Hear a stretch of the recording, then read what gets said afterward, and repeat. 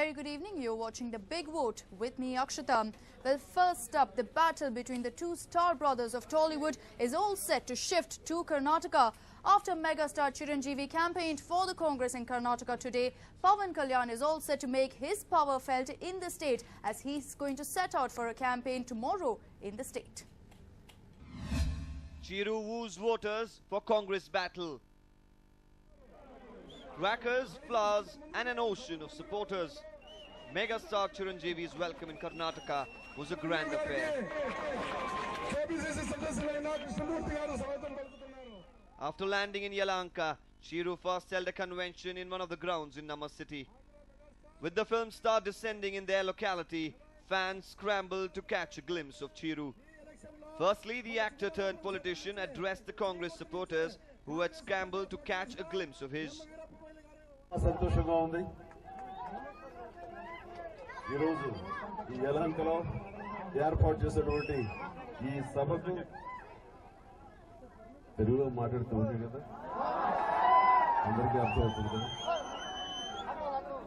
Right కానీ వీరప్ప మొయిలీ గారు phone చేసి రావాలి ఒక్క రోజైనా నా కోసం స్పేర్ చేయండి నా కోసం కాకపోయినా ఇక్కడ తెలుగు ప్రజలు కానివ్వండి కన్నడ ప్రజలు కానివ్వండి ఎలాంటి తేడా లేకుండా మిమ్మల్ని అభిమానిస్తారు. After his brief stay in Yelahanka, Chiranjeevi shifted his focus to Chikbalapur, from where the Union Minister Veerappa Moily is contesting. Chiranjeevi went on a roadshow with thousands of people thronging to get a glimpse of the star. With the residents making a beeline to the roadshows, the police officials had a tough time controlling the enthusiastic crowd. Amidst the chaos, Chiranjeevi sought votes on behalf of Veerappa Moily. He also stated that bringing Modi to power can prove to be disastrous. A powerful campaign in Karnataka. Meanwhile, the power star of Tollywood is said to have nodded to the proposal of campaigning in Karnataka today. The development came after BJP's Telangana unit president Kishan Reddy called on the Janasena founder at the latter's residence. Kishan Reddy during the meeting mooted a proposal that was originally floated by his BJP top brass. The leader made an appeal to Pawan Kalyan to campaign for the BJP's candidates in Karnataka. As per the proposal, the power star will go on a whirlwind tour of Karnataka's Raichur and Kolar and other districts tomorrow. He is also likely to be persuaded to visit other districts that have sizable Telugu-speaking population. Kishan Reddy himself stated this to the media after meeting Pawan Kalyan. He said that the star had no issues joining the campaigning in the two regions for the BJP. Kishan Reddy's claims gained credence especially in the wake of TDP chief Chandrababu Naidu not ruling out Pawan Kalyan's presence at poll meetings. Naidu has recently said that there are high chances of Pawan Kalyan and Narendra Modi sharing the dais with him during one of the public meetings in Seemandhra soon. Tollywood stars canvassing for candidates of various political parties is not uncommon in Karnataka. Chiranjeevi himself leads this pack, having successfully campaigned for Congress party's victory during the last assembly elections. But the two star brothers taking two different sides in Karnataka this time will be a first of its kind phenomenon. Besides his reported campaigning commitment, Pawan Kalyan is also understood to have agreed to campaign for the BJP in both Telangana and residuary Andhra Pradesh. He is expected to swing into campaigning in the two regions once he is done with his Karnataka stint. Durga Prasad for News 9. Well, this election season, we've seen several politicians going ahead and raking up controversy one after another. And the latest to join the list was veteran politician Jayapal Reddy. But the minister and the parliamentarian soon realized his mistake and immediately offered an unconditional apology. Here's a report.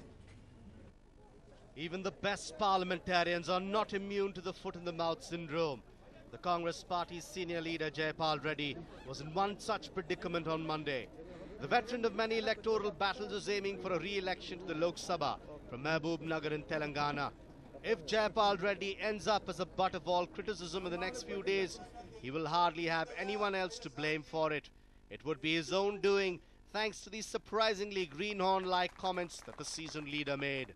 We don't know if this disparaging statement came straight from Jayapal Reddy's heart, but he ended up uttering it at the meet, much to the dismay of those present.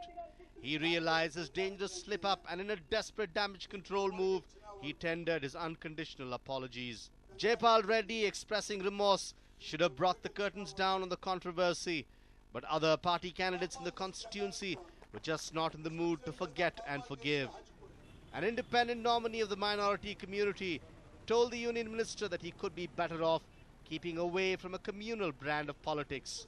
Caught on the wrong foot on day one, will Jayapal Reddy see reason in the adage, better safe than sorry? Baswaraj, News 9, Mehboob Nagar. And well, Mandya was alive today as a huge rally was organized for Ambrish, who came out to campaign for Ramya. So is all well within the Mandya Congress. There's been a lot of talk about a rift between Ramya and Ambrish, but all of that was clearly put aside for this mega rally. Take a look.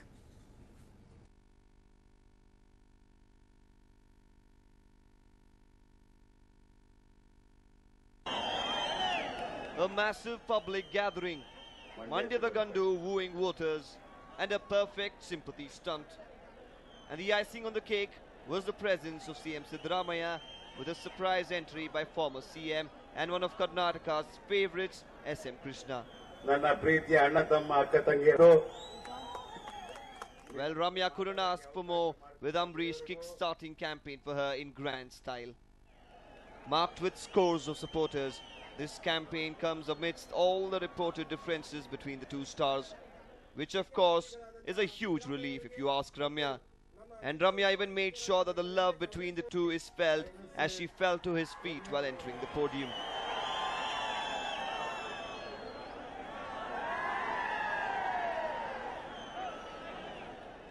Putting aside the alleged cold rifts between the two, Ambrish went on to woo the voters in favour of the Congress candidate. Ramya ಪಾಪ ಚಿಕ್ಕ ಹುಡುಗಿ ಅವಳು ನಗನಗ್ತಾ ಮಾತಾಡ್ತಾಳೆ. ಇನ್ನು 5 ವರ್ಷ ಹೋದ್ಮೇಲೆ ನಂತರ ನಿಮ್ನೆಲ್ಲ ಗುರುತಿಸಿ ರಾಜಕಾರಣ ಮಾಡ್ತಾಳೆ. ಇಡೀ ನಮ್ಮ ಜಿಲ್ಲೆಗಲ್ಲ, ಇಡೀ ರಾಜ್ಯಕ್ಕೆಲ್ಲ, ಇಡೀ ದೇಶಕ್ಕೆ ಒಳ್ಳೇದಾಗಬೇಕಾದ್ರೆ ಇವತ್ತು ನೀವು ಕೊಡುವಂತ ಮತ ಬಹಳ ಮುಖ್ಯ.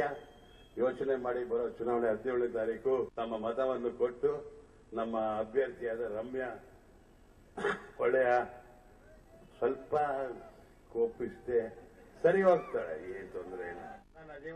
As if the show of strength by the screams in support of Ambi wasn't enough, the man who was campaigning for H. Vishwanath, the candidate for Mysore Kodagu constituency, made his presence felt just in the nick of time. Well, amidst the recent reported differences between the Ambi and Krishna factions, his presence comes as a welcome surprise for Ramya. He too amassed a huge roar as he went on full throttle, asking the people of Mandya to back the Congress and vote for Ramya. With so many stalwarts of the Congress campaigning for her, Ramya did not have to do much of the talking. She concluded by assuring the people of development if they voted for her once more.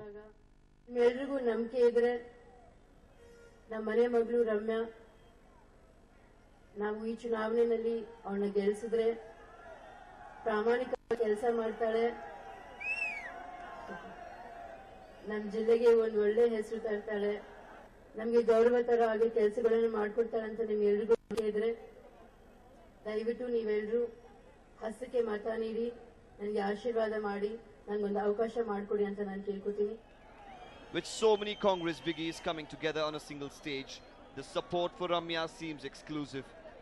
But will this convert into votes is the big question. Ravi Lalipalya for News 9, Mandya. In the last many weeks, we've seen several politicians coming out and taking pot shots at each other. And the latest was Umesh Katti, who went ahead and called HDK a gunda. Now, HDK was not one to take such an accusation lying low. He went ahead and retaliated to the same. Here's a report. The Gunda War. BJP and JDS have always been at loggerheads with each other.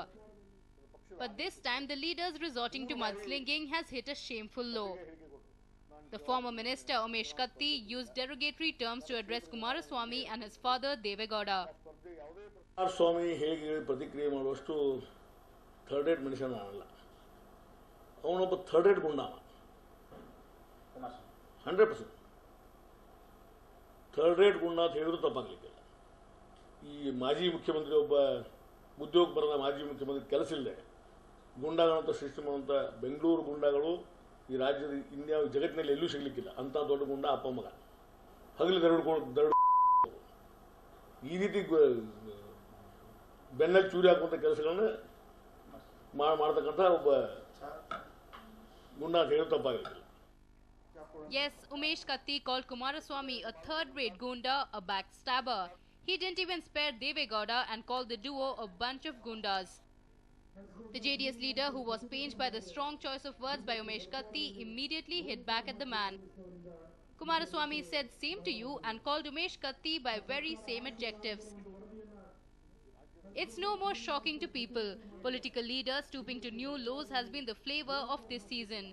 But calling the former Prime Minister and the Chief Minister a bunch of gundas, isn't it high time the so-called leaders who beat their chest for being role models mind their language? A News9 report. Well, just a few days back, a rowdy sheeter brigade Azam was spotted campaigning for the Congress. And now in yet another major embarrassment, yet another rowdy sheeter was spotted sharing the dais with Chief Minister Siddaramaiah in Koppal. Take a look. April 8, 2014.